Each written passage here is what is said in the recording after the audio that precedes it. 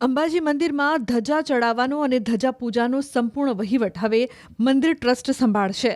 મંદિર ટ્રસ્ટમાં દાન ભેટની રકમ જમા કરાવીને ભક્તો ધજા ચડાવી શકશે.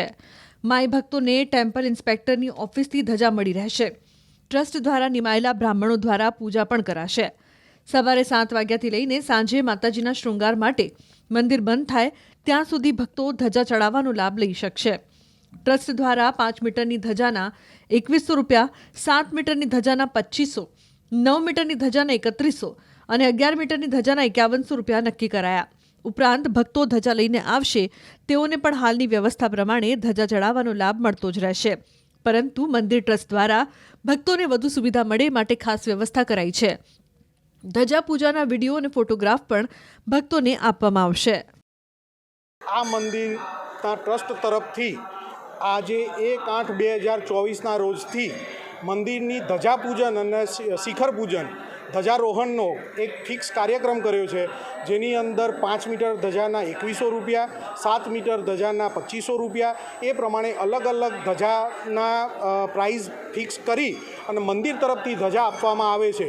આની અંદર એક ફાયદો દર્શનાર્થીઓનો એટલો થશે કે ભાઈ જે બહારથી જે બીજી બધી ધજાઓનું જે નિર્માણ થતું હતું એ બંધ થઈ જશે. મંદિર પરિસર જ આ ધજાનું વેચાણ કરશે. ખૂબ સારો મોટા પ્રમાણમાં યાત્રિકો અહીંયા ધજા ચડાવતા હોય છે. આ અંબાજી મંદિર એ આસ્થાનું એક પ્રતીક છે.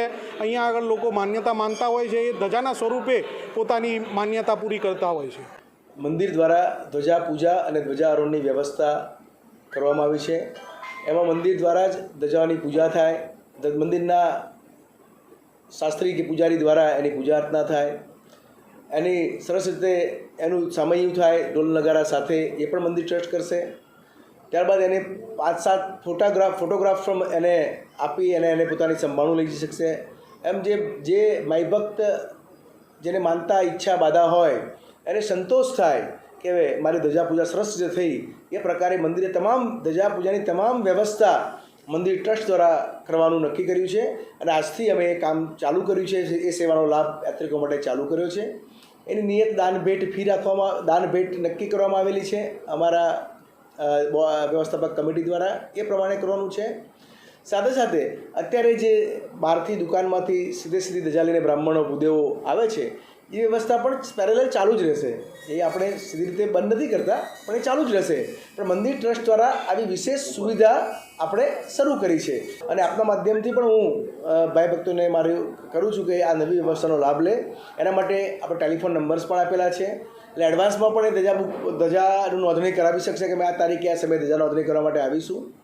એમાં સવારે 7 વાગ્યાથી માંડી સાંજે 4:30 સુધી, જ્યારે મંદિર આપણું બંધ થાય, મંગલ થાય સાંજે 4:30 શણગાર માટે, એ 4:30 સુધી આપણે આ ધજા પૂજાનો લાભ યાત્રિકો લઈ શકશે. પછી અમુક સિઝનમાં 5 વાગ્યા સુધી લઈ શકશે. જેમ જે સાંજે મંદિર મંગલ થાય છે ત્યાં સુધી 4, 4:30 કે 5 વાગ્યા સુધી એ ઋતુ પ્રમાણે એનો લાભ લઈ શકશે.